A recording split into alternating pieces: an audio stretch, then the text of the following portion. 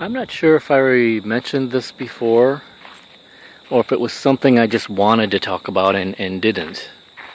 But whenever I'm like walking in the forest preserves, I remember I have mentioned that I think about, my mind drifts back to what it was like before the Europeans came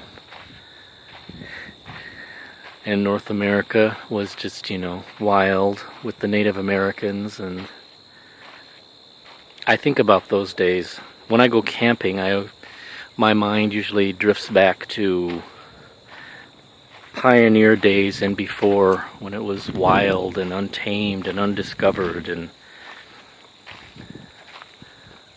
one of the things that makes me kind of sad, and this is what I'm not sure if I mentioned before or not, was sometimes I think about the legends that Native Americans must have had, the tribes. Like any society throughout history, they have their own legends, their own fables, whether it be ancient Greek or Chinese or African or European. They had legends and stories that they would recount around their fires at night and reenact and hand down from generation to generation. And it saddens me to think that there must have been a wealth of that kind of thing among the tribes that we have probably lost because language barrier and because they weren't written down.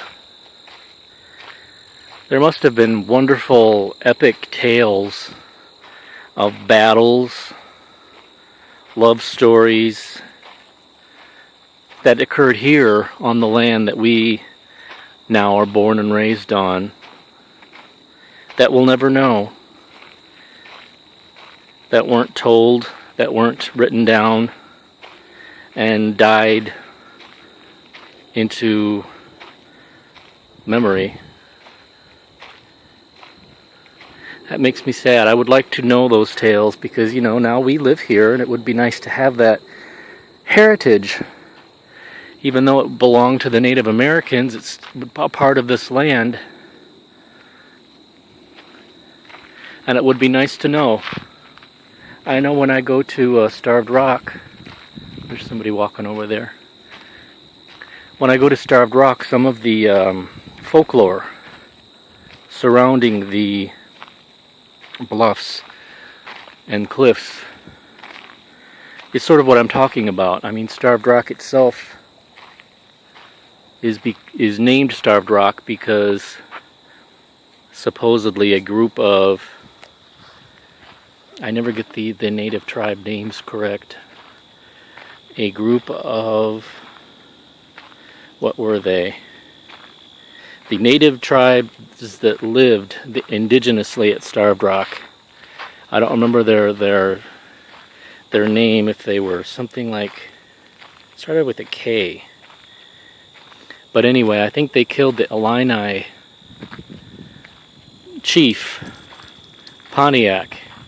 And so the Illini teamed up with some other native tribes to come and get the revenge for that, and they chased the indigenous tribe up to Starved Rock, where they sort of kept them there and starved them out, or killed them if they tried to make their way down.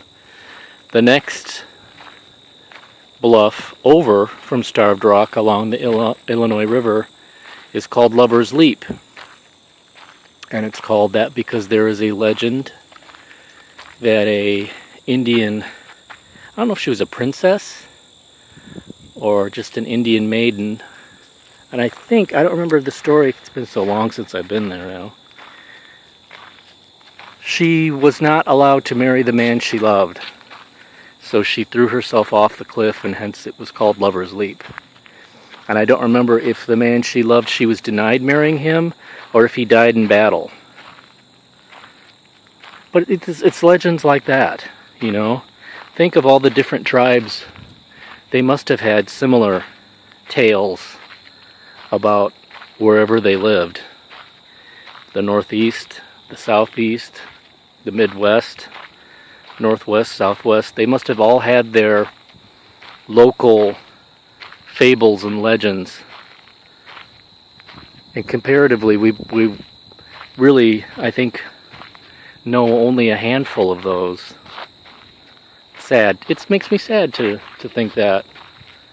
I would love to have known them. But wonderful to have had them in a book, you know, as we can read about Ulysses or any other fable or tale of the past. I'd like to know the Native American ones, and there's really so few. I don't know if there's any books. I'll have to look that up. I'll have to do a Google search or look on Amazon, because I think I would enjoy reading those.